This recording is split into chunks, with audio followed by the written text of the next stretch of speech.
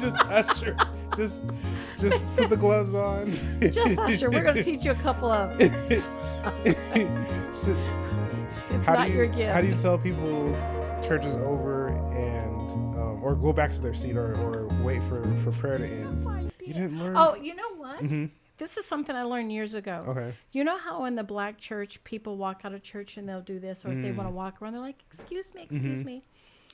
Do you know where that derives from? I think it's slavery. That's right. Yeah. So why are we doing that?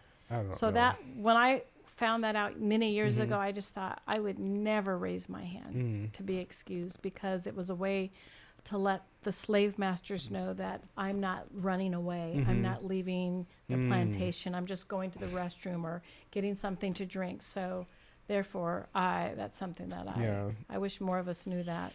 Oof, there's a lot we can let go. Right. And on that note, welcome to Getting to the Good Part. I love the name.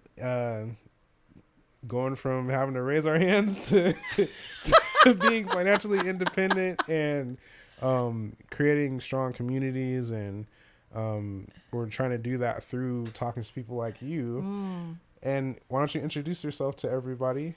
Oh, well, thank you for having me.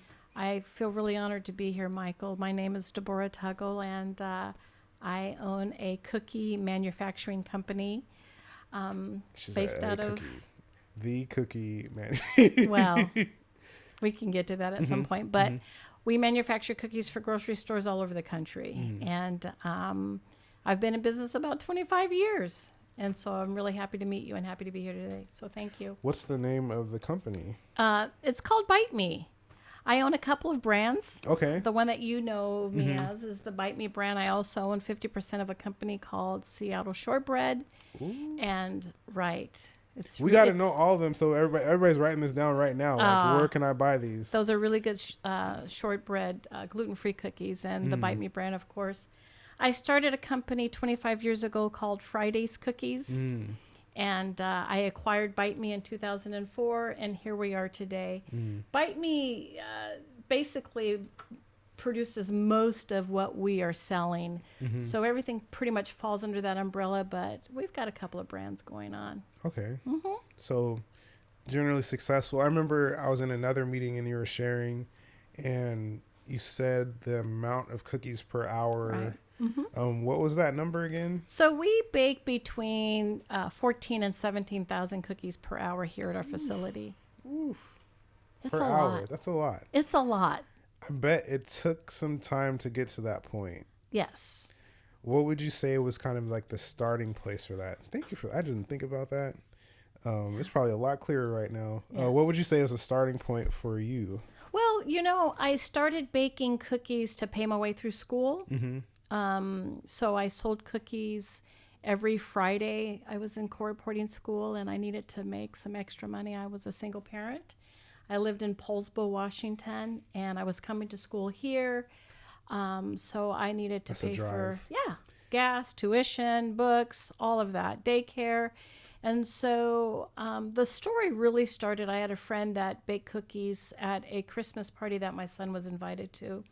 And they were so delicious. And I called her the next day and I said, "How did you make that cookie? It was so great." And she goes, "Well, Deb, you just add a little more flour than the recipe calls for. And if the recipe calls for a cup of chocolate chips, add 2. There's nothing to stop you from creating whatever it is that you want." So I went on this whole cookie creating journey, and I was making really good cookies back then. And so I started selling them on Fridays to pay my way through school, hence Friday's Cookies. Once I was out of school and did an internship and worked in corporate America for a short time, I decided I wanted to start a cookie business. And there was already Debbie Fields with Mrs. Fields Cookies, and I just didn't know what to call the brand. And people knew me as this woman who sold cookies on Friday. And so that's where the name came from. I think it's always interesting to hear people share the journey. And I heard you say that you left the corporate world of pretty much generally guaranteed pay and benefits and health insurance, and you jumped out of the frying pan into the fire of That's a entrepreneurship. hard leap. That was not easy. And I remember having a conversation with my cousin Wayne, and I said, I just don't know if I should do it or not, because really, you have to really think that through. And he said something to me that I'll never forget. This was literally 25, 26 years ago. He said, what you don't want is to ask yourself, what if? What if I would have done that? Would it have worked? Where would you be today? Would I have enjoyed it? And he said, so just do it. And then you'll have an answer, whether it worked or not. You would at least know that you tried. You never want to ask yourself, well, what if I would have done that? You know, life is short and it's fast. And so when he said that to me, it really resonated. And I thought at that point, I'm going to do this. I'm not sure how I'm going to make it happen. I didn't have a bakery background or baking background, nor did I have a business background, but I had a dream. And for me, that was enough. I was just silly enough to believe because I had a dream, I could make it work. That's probably not the best thought process, but the fact is that 25 years later, here we are today. Yeah. I'm going to try to like weave in some statistics and different things. Sure. One of the things that has stuck out to me in recent research was there's a McKinsey & Company study that says that while all other businesses have a failure rate of 45% after 3 years after startup, for Black-owned businesses, it's only 4% that do not fail. So 96% failure rate. How much of that was just not stopping and just continuing to try to find a way for you? Well, the blessing is that I didn't know that stat. I didn't know that stat. But one of the things that I've inheritedly have known since day one is that I had to surround myself with people who are or that were smarter than I am and that knew the industry. I was smart enough for that. Like I said, I didn't know baking. I didn't know business, but I knew people who did. And if I didn't know people who did, I made it my business to know people who did. So I remember talking to a gentleman years ago that did have a cookie company right here in Tacoma. And I went to him to seek counsel. And I said to him, you know, I want to start this cookie company. I was super excited. And he's like, yeah, the margins aren't great. I would advise you not to do it. And we kind of left it at that. But again, I just, like most people in business, most Black people in business, most people, period, in business, you have a passion for something that is bigger than you. And when you have a dream and you believe that that is your purpose, there's nothing that can stop you. And if it's for you, God will open up the doors. You heard that? Yeah.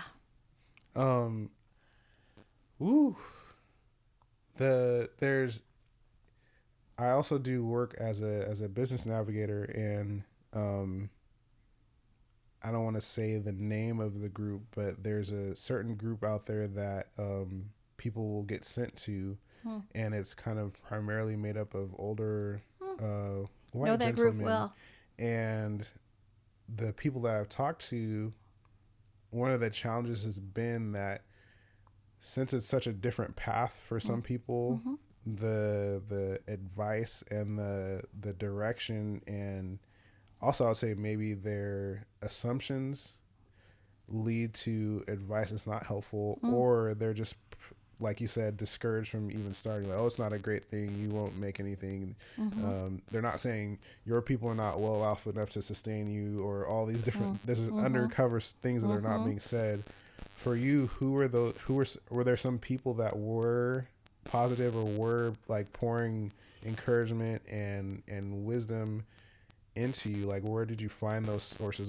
Was it community? Was it just other business owners that that saw you and were like, she needs help too, just like I did at some point? Well, I do know of that organization, and I went there and I met with an elderly gentleman 25, 26 years ago, and I only met with him one time because I knew that the information I was receiving wasn't it wasn't a good fit for me at that time. But I will tell you that I come from a family of entrepreneurs. So my dad was an entrepreneur. My grandfather was an entrepreneur. I have cousins, many cousins that own their own businesses and they do well.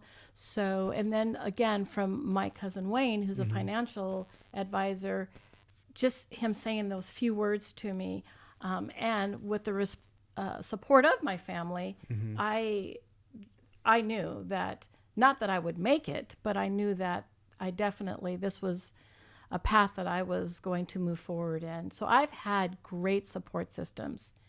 I remember once my aunt said to me, and I didn't understand it at the time, but she said, I want you to know that I'm sending timbers up in prayers. And I had to kind of think about, what does that mean? And I thought, timbers, they burn slow, and maybe the prayers were long and slow, and they just kept rising.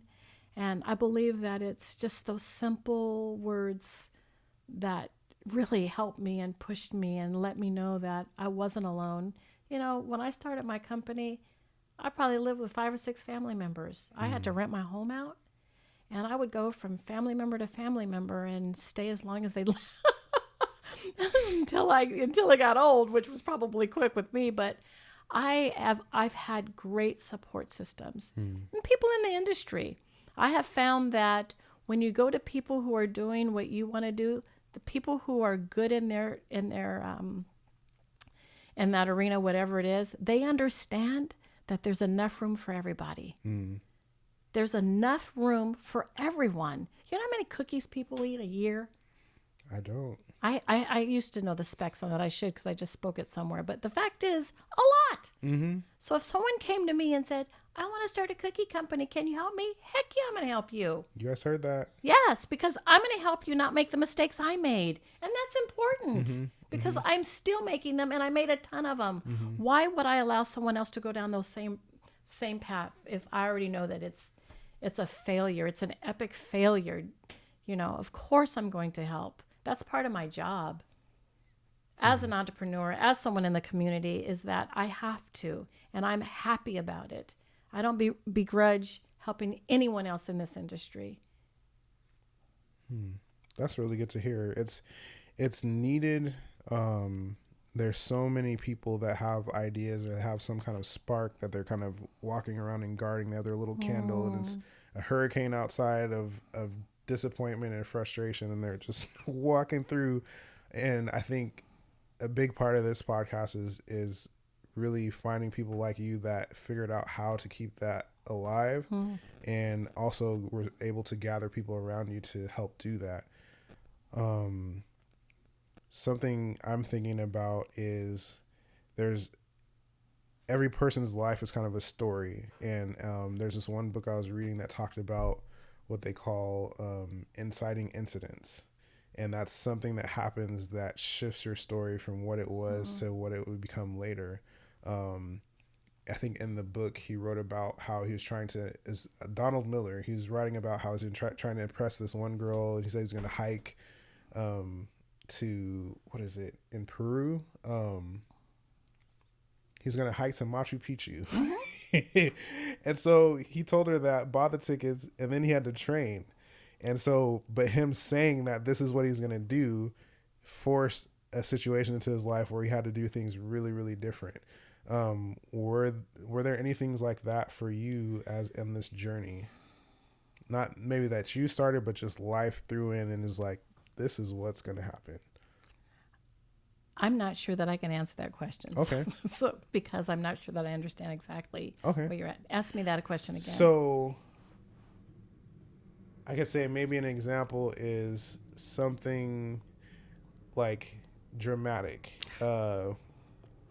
Let's say you create some amazing recipe and it's selling like gangbusters, and then somebody else comes and reverse engineers it, and like, does anything like that ever happen? It has happened. It happened here. I created a product for a local chain of grocery stores here, and it sold. I remember meeting with this group and saying, I believe that you would sell a ton of this specific cookie. And they said, well, if we sold 100 a day, we would be happy. And I said, oh no, you're going to sell this. If you sell it exactly the way I tell you to, you will really, really sell a lot. Well, this product launched, and today, it not only is it sold here in Washington State, but this specific store is under the financial umbrella of many stores in different parts of the country. They all sell it, and it sells very, very well. I still sell the product, but unfortunately, I sold it to them for 5 years. I created this whole line. They did reverse engineer the formula, and they are making it themselves today. And it's pretty close, but it's not the same. It's not yours. No, it is not mine, but it is close. I consider it just a big chocolate chip cookie at this point that they're selling. We use Belgium chocolate. We use toasted walnuts. I mean, like, we didn't cut corners on anything. And they knew financially, I mean, it was worth millions of dollars to just me. So for them, it was worth triple. Yeah, because they could. Of course. Yeah. And it was a loss leader. It's still a loss leader for the store. And what that means is they have gained customers to come purchase just that cookie that would probably never go into that store. And while they're there, they'll spend an average of $30 alongside from buying the cookie. So it's worth millions of dollars to them. And what I had to realize in that time is that, and it was not easy for me to wrap my mind around this, if you'd like me to talk a little further about it, is that we're here to talk to you. You know, it's bigger than me, and this industry is much bigger than anything probably that I could even wrap my mind around. And so they are a small chain compared to everyone who's selling cookies in the world. So I just had to I learned two things in that. One is they had too much of, I sold more cookies to them than I sold at that time to anyone else. So I had to diversify my business when that went sideways. That was a huge learning curve for me. I mean, it was just a huge experience that I said, I'm in bed with these people. 70% of my business was writing on this. And I thought I had a partnership, but yet they turned around, re-engineered the formula, and I was left with nothing. So quickly, talk about, you know, when COVID came, they're talking about, what's the term everyone used? Pivot. Yeah. I mean, I was pivoting before COVID, believe me, because I was left almost destitute. But by the grace of God, we were able to turn it around, reinvent so many other cookie lines that I'm currently selling. And I learned a valuable lesson of that is whoever leaves me today, any company that we're doing business with, I'll be okay. I'll be okay because I've got enough businesses in other pockets. I have enough things going on. I own another cookie company. We co-pack for other companies. I create all the granola for every Nordstrom's in this country. So we have diversified this business. Say that again. You're so funny. What does this mean? Yay! It's like a celebration. Finger snap at a poetry club. We really had to diversify the business here, and it took a while, but we were able to do it. So you make the granola for every Nordstrom's in the country. Yes. In Lakewood, Washington. In Lakewood, Washington. It's happening right here. What? Yeah. Like, this is like 7 minutes from my house, and that big of a production is happening. That's amazing to me. We were talking before about how there's this one house in Tacoma, or not Tacoma, like Tacoma, Puyallup, Midland area. And when I found out it was owned by Black people, I was like, it was like a great moment just to know somebody was doing that well. Yeah. And it's really good to hear. It's encouraging to hear that you're starting from a place of not having all of the pieces that they say are crucial to being successful in business. You didn't go to business school. You didn't do this. You don't have a background in baking, but you had an idea. I was in a space and was sharing some of those statistics with different people in the group, and I would say the statistic, but the crowd was supposed to say, "But I have an idea, and I think it could work. And that was the rebuttal for all of the different challenges. Is I have an idea and I think it could work. One thing I learned in taking economics was there's a whole series of variables in an equation for how a business reaches success. And the key one is, I forgot the name of the variable or what the variable was, but what it represented was what they call technology. And so that's the improvement or the way to do something better for less money. And what I realized was Black people have been doing that for 400 years. We haven't had the money, we haven't had the resources, and we still had to have the same output or competitive output with other people. And also in design thinking, they talk about the lack of resources creates the best outcomes. And so we're a group that has been denied resources, been denied a lot of different things. And because of that, we've strengthened that muscle of creativity. Right. And this is proof of that. It makes you realize that you can be good, but as a Black person in business, you have to be better than good. You just can't come and be good. You have to be better than good. And it's all possible. And it's probable. So just, keeping just your game face on and being relevant and keeping, we were talking about this earlier today. Most people don't even know that we're here baking cookies in Lakewood and baking the numbers that we're making. We send cookies out, pallets and pallets of cookies every day. People have no idea, which is okay with me. I'm okay with that, but I have to stay relevant and be better than good, because if I'm not, there's too many people coming after my product. I mean, it's a competitive world.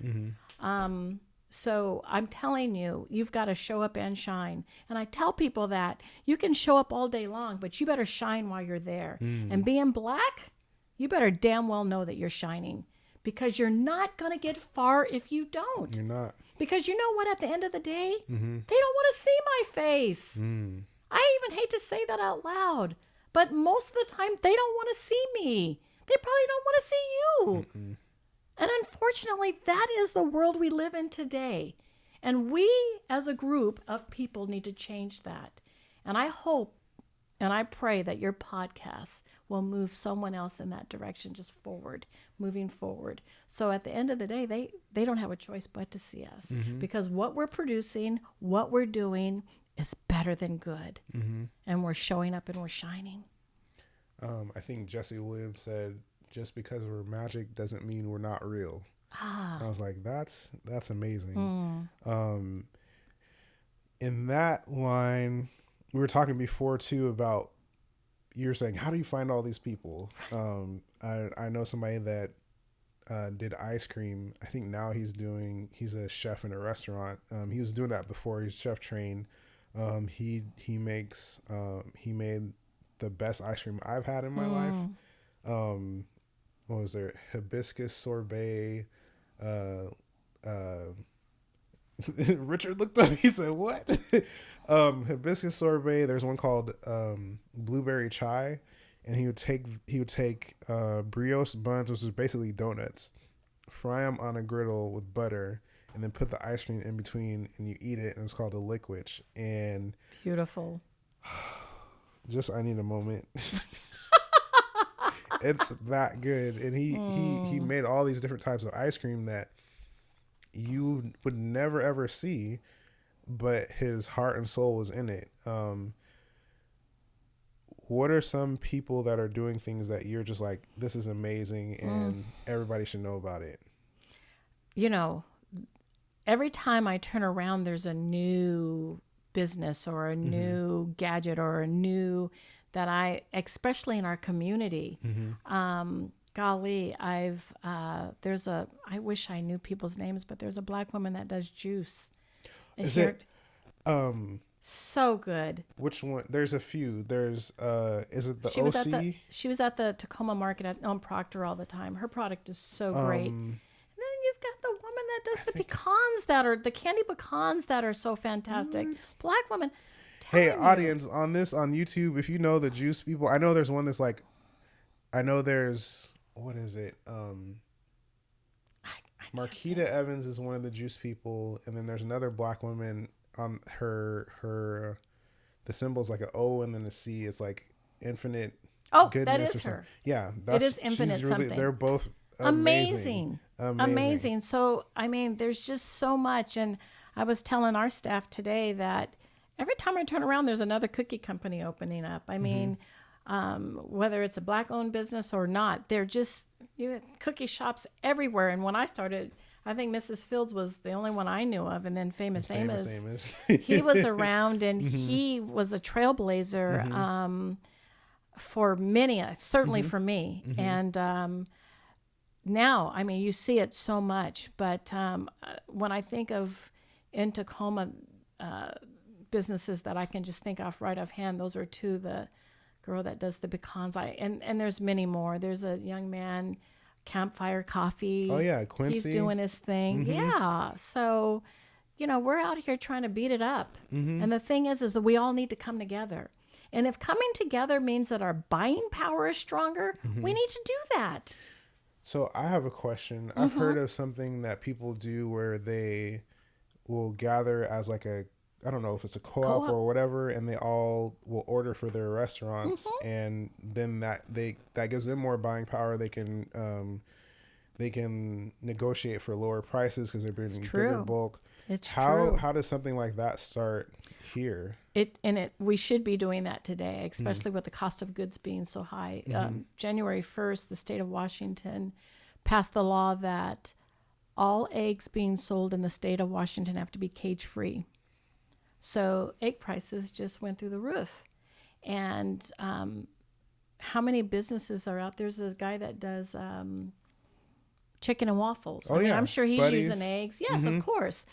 He's using eggs, or the cookie girls out here doing eggs. And we all should come together and create our buying power. So for me, I'm already buying pallets at a time. So I can imagine, and maybe there are other black-owned businesses purchasing the volumes I'm purchasing currently. I'm saying probably not. But the fact is, if they can get, it doesn't even have to be the same flour, but if they can get it on the truck and have it dropped off at one location and save $1 a pound, it's substantial.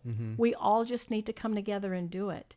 And we've talked and talked and talked, but it doesn't seem to happen. And I myself am ready for it to happen. Now, anything that comes into our facility, we are kosher certified, so it has to be kosher. So maybe it's not my facility, it's someone else's, but just to put that out there. But we should be doing that. We should be working together and having some sort of co-op where we can decrease the price of our cost of goods. It's so important. So let's put that out there. Let's say, hey, I think what I could do in the other role that I have is kind of just create a list of people that are interested, and we'll say black owned or African descendants or whatever along those lines, and see how we can get together and make that happen. Because I would say for me, I've always wondered why like Tacoma, Lakewood, South Sound hasn't had that much of a restaurant scene. But I would say price and availability is a big hurdle. I'm not going to say on the podcast the idea I have to help that yet, but there's some things that can happen that make it more probable that they'll survive those longer periods of time, because I'll say commercial space, first of all, for them to cook in.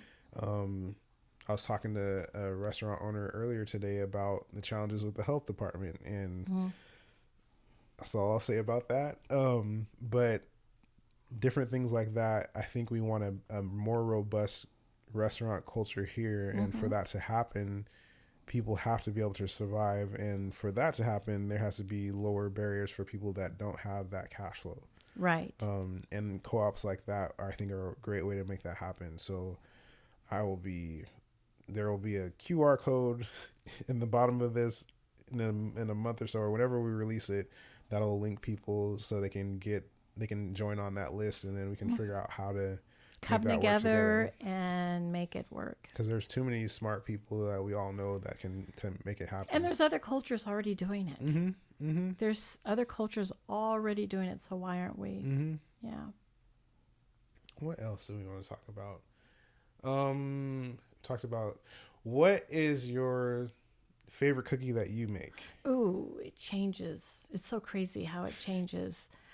Right now, we produce a cookie for another company that is so fabulous.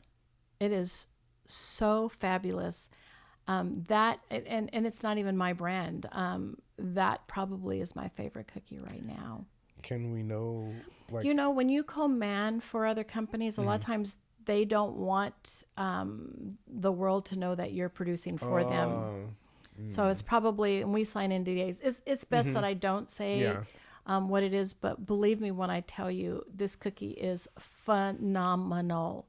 And my cookies, my favorite one would be, golly, there's so many that are good. We do our SKUs. We do so many cookies now. And when I started, we probably had 5 so or many 4. SKUs? Yeah. That's an inside joke from another. There's a, never mind. Most Def said something on his podcast about something, and he was talking about SKUs. Sorry. That's me being random. Oh, but we have so many, and sometimes it's the cookie of the day, whatever we're producing. It's kind of sad that after working here for so long, and even the team, we don't smell cookies anymore.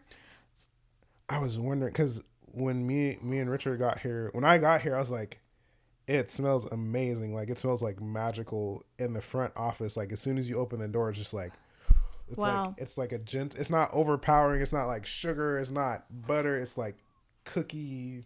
It's cookie heaven. It's cookie heaven. But so it's really sad that we don't smell it, because we co-manufacture for a couple other cookie companies, and we don't do it often. This cookie that I love so much, we only do it twice a year, but the runs are very, very long. But I'll maybe get a whiff of something, but for the most part, we don't smell it anymore. And I do miss that. But I think my favorite is probably whatever we're doing that day, because, I can take it out of the oven warm, and it's so yummy. It's so yummy.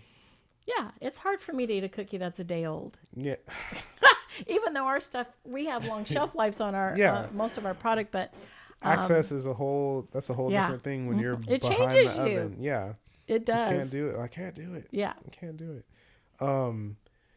Do you like your cookies with milk, or have you gone the like cashew almond milk path, or? Yeah, no. Okay. I do like milk. Okay. I'm a milk drinker for sure. I always have milk with my cookies, and if I'm eating a warm cookie, the cookie that I would choose to have is the cookie that we produce for the grocery store here locally. You can say the name. I can't say it. It's called the cookie, or it was called the cookie. It's still called the cookie. Okay. Yeah. I won't say the store name just because I don't want them to get any shine on this podcast. But do you sell that? I do. So I sell the original recipe. People can buy like frozen versions of it? You can buy it on our website. What's the website? bitemecookiesbakery.com. So we can order cookies right now. Like, yeah, I'll put a QR code right here near where my finger is on maybe. We'll see. Those cookies are phenomenal. They speak for themselves. You don't have to say much. That's, I didn't come up with that name, but that's the perfect name for that cookie. And they can be, so then we can get that not having to have day old cookies experience, because we cook them in our oven. The smell expands. It could smell like this in somebody's house. Yes. Like, that would, like, Glade should try to, you should just do a deal with Glade. I think some of those people already have a cookie smell, but to me it's not the same. No. It's not the same. It is not the same. Before, you also mentioned some things that you were interested in possibly expanding into. I know. Do you even want to talk about that? I have so many dreams. I have so many ideas and so many things I want to do. And that's what's so great about the staff here. They kind of keep me grounded, because truly, I would have an ice cream company as well. And I've said to them, because we do so many great cookies that pair well with ice cream, that we just have to find someone to co-manufacture for us. Same thing we do for other companies here. We just find an ice cream vendor. But it's a lot of work. I mean, there's a lot of work that has to go into that. I'm just looking at the camera for opportunity, people that might Any want ice to cream co-pack. people? Ice cream people, come through. Yeah. There is, well, they do non-dairy stuff. They do like non-dairy treats. I can't think of the name. Are they local? They're local, and they're looking to expand. But I have their contact information, so I can share that with you at least. You never know. They do, I think, vegan and dairy-free different stuff, and it's good. It's good. Really? That's great. And I'll put the name when I remember what it is. I think we're in the process of changing their name, so I don't want to say the old name because they were concerned about some stuff. But yeah, I'll say the coolest thing about the job that I have is that I get to meet so many Black business owners that are doing amazing things, and it's just like, this is happening. So that's so cool. This platform is like an extension of that, where I can be like, hey, you should know this person, you should know that person. And I'm trying to think of what else I want to ask. Let me check my phone.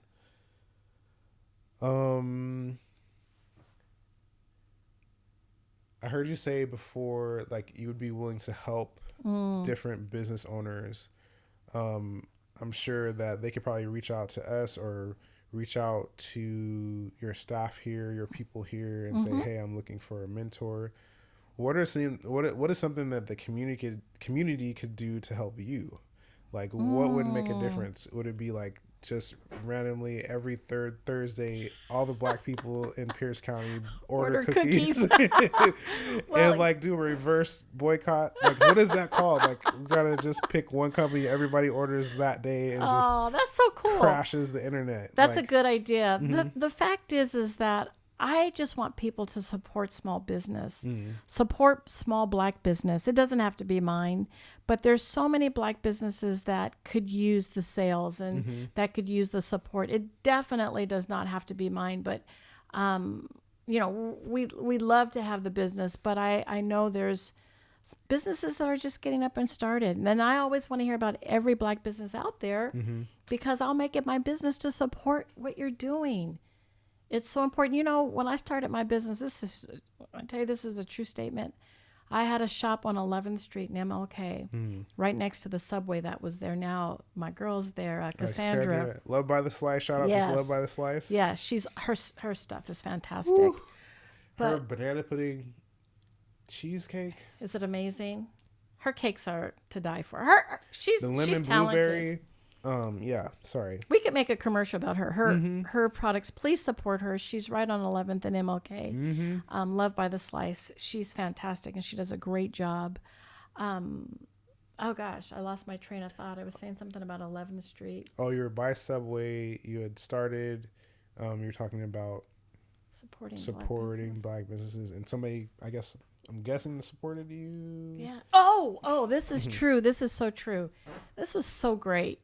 Like, there's a few churches in that area, and my pastor at the time was Pastor Madison, who's so amazing. I grew up in St. John, but and shout out to St. John. Shout out to St. John, but Pastor Madison, and I probably shouldn't even brought up his name, but I'm sure it doesn't matter. But other pastors, they must have all talked to each other. I don't know, but literally they would come in my shop and buy one cookie. And leave me a check for $500. They don't know they kept my lights on. They don't know that they paid my staff. Like, that was so incredibly beautiful. Now, it didn't happen all the time, but it was happening to me and for me and for my business. And so if I can encourage people to do one thing, it would be to sow a seed into a small business, because we need it. I mean, like, literally, they didn't know they were keeping my lights on by those gifts. And that did happen. And today, I'll never forget it. I mean, obviously, it's just such a blessing. I could say, I decided, you hear things, some stuff I feel like is unknown internalized hate where we'll be like, oh, they didn't open it on time, or they didn't do this on time, or the cookie was chipped on the edge. And that's not, like, for me, I thought about it. I was like, how many times have I gone to a certain Golden Arch restaurant and got a breakfast sandwich that had eggshell in it, and I still go back. I don't throw the sandwich against the window. I'll still go back, get that and some orange juice. But I was like, do I have that same I guess stance or compassion or grace for Black owned businesses? And I decided, like, whatever the case, even if it's an epic failure, I'm still gonna go back because I know that money is helping create jobs, is help, like you said, is paying somebody's, paying your rent, paying somebody's salary, paying for supplies, helping things to continue in a space where, because of entrenched things and attitudes, the population that has the majority of the money isn't even going to shop there. Right. So we're serving a population that has less, what is the word? Less free cash, just I forgot there's a term for it, but it'll come to me at another point. Just not as much money. You know, I have to admit that I was guilty of being that person. I remember going to a restaurant or something, and if things weren't perfect, especially if it was one of ours, I'd be like, how can they have a fried chicken place and they don't have any chicken today? I mean, like, until it happened to me. I had a storefront on 11th Street, and I remember people coming in, and I didn't have ice, and they wanted an iced coffee, or they wanted some sort of smoothie, and I'd be like, I don't have any ice right now, and I'm all alone. And people gave me grace, and I remember being kind of salty before, and that taught me something when it happened to me. Like, you know what? Everything's not going to be perfect. Yeah. And the thing is, we have to keep supporting each other. Yeah. The fact is, we do. We don't have a storefront anymore. I'm out of that arena, but there was a time when I did, and I just remembered in that moment with that ice that I didn't have it, and I remember myself, I wasn't as graceful when. So that was a good lesson for me to learn years ago. Yeah. Doing photography, there's a lot of things I learned through just not having things in place. And most of it was, if I'd had the funds to get the proper things, it would have been there. And most businesses, I would say the same thing is the case. They have the initial idea, but the full funding for it, funding for the employees, funding for the supplies, funding for the utilities, funding for the space, funding for the systems, all those different things, they're trying to make 5,000 sandwiches so they can pay for that instead of being able to get the loan, being able to pay, to not worry about rent for 2 years because they got a loan based off of whatever business plan that they put in place and were able to just operate. Right. And a lot of times they need our money to do that. Right. And for me, it's something that I try to share and help people see a different side of it, because I had to shift how I thought too, because until like something happened last year where the photographer was late on something, but I was like, I know how it is. I was like, I know exactly what happened that made this really difficult to deliver on time. And that's not anything even to say about if your computer is slow. Like, you could have everything great, but your computer's like like 92%. 89%. Like, you're stuck and all you can do is wait. And sometimes that happens. So it taught me grace as well. I was like, hey, I needed it. Everybody needs it. Yes, you've got to give grace. And at the end of the day, it'll all be okay. But you have to understand and meet people where they stand. And it's very true. We don't get the financing. We don't, I used to be very proud to say, I've had this business 25 years and I've never received a loan. Well, and it's true. Except when COVID happened, SBA did give us some money. But the fact is that it's not a smart way to do business. Wait, say that again? Yeah, it's not a smart way to do business. I literally financed this business, and then I had to go to my mother a few times to help me finance the business over years. Go to the bank. And you know what I tell people, when you're in business and you have a business banking account, don't you dare go through the drive-through. You go in that bank and let people know who you are. And once they know who you are, they will give you grace, and you build a relationship, because it's all about relationship building. There was a time years ago, this happened in 2008. I had a national recall on my cookies, and I sold to every Whole Foods almost in the country. And we didn't have the, I got to remember that.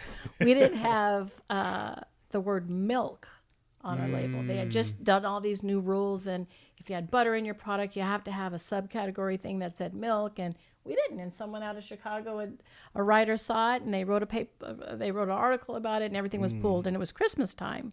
And I just was like, gosh, like, I just feel like I'm just getting up in the world and starting to make it, and this happened. They pulled it all and destroyed all the product. Well, I couldn't pay my staff.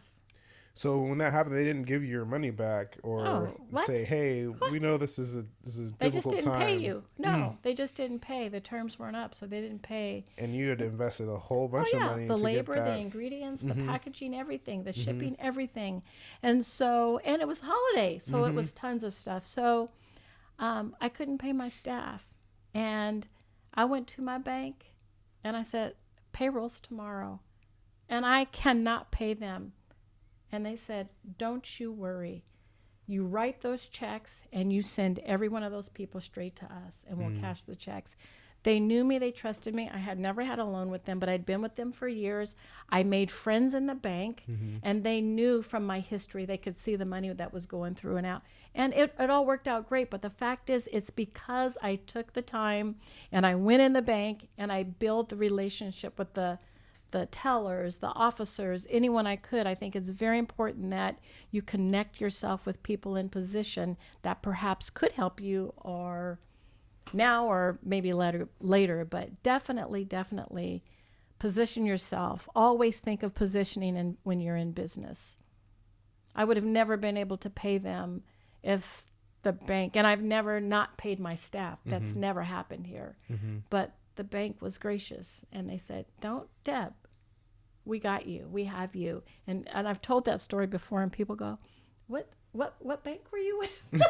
I was about to ask. I was like, yeah, no, I don't say they're a local bank here, and they've been great. But if they ever want to send a donation to the podcast, maybe we can find that information. But for now, I have to ask Deborah. Sorry, Deb is fine. Deb is fine.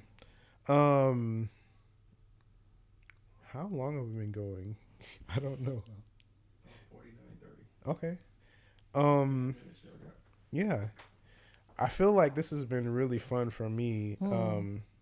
And I hope it's been fun for you. It's been a lot of fun. I have something I want to ask. I have some prompts, and I want to just hear what you have to say.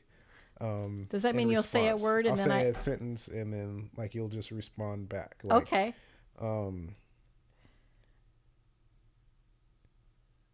I was really struggling, and then blank came along. The grace of God. I mean, one thing about me, you're going to get what, this is who I am. And I would not be in business today. I 100% would not be in business without the grace of God. There's no way possible. There's nothing anyone could tell me other than God really has brought me through. And I'm going to expand just a little bit, but even in my prayers, I'm like, Lord, I remember right after 9/11, I was in business, and I remember sitting at my computer with a facility and no employees, not one cookie order, no nothing. And I remember sitting in front of my computer going, Lord, I don't know what to do. I don't know who to call. I don't know how to get a customer. I don't know what to do. I need you to help me. And I just believe the power of prayer has really brought me through this business. I don't believe it. I know that I know that I know that I am business because God saw fit. That is it. No one with no business background, no money, no baking background. It's not even possible in my mind to think that I would have made it. And I'm still struggling. I'm not saying it's peaches and cream. We still have gaps. But the fact is that we're selling product nationally. Someone is eating my product every hour of the day. When we determine how many cookies we're baking and how far our reach is, someone's eating it every day. That's trust from God. I've been entrusted to feed people. I don't take that lightly. So I know that was a lot, but no, that was that's good. what I got. That's what we're hoping for. Let's see. This is one from a movie that I didn't expect to like as much as I did, but the line is, "Little did I know." We just finished that. Little did I know that I would be a person in business that would bake 17,000 cookies an hour. Ooh. Yeah. To say it even just doesn't even sound real. It just, it doesn't. Yeah. This is, ooh. And it's crazy because we're in this cookie building. She can't smell the cookies. And this whole hour or whatever we've been here, I've just been like, my nose is like thanking me. And the atmosphere is really good too. Last one for this time. After this happened, nothing was the same.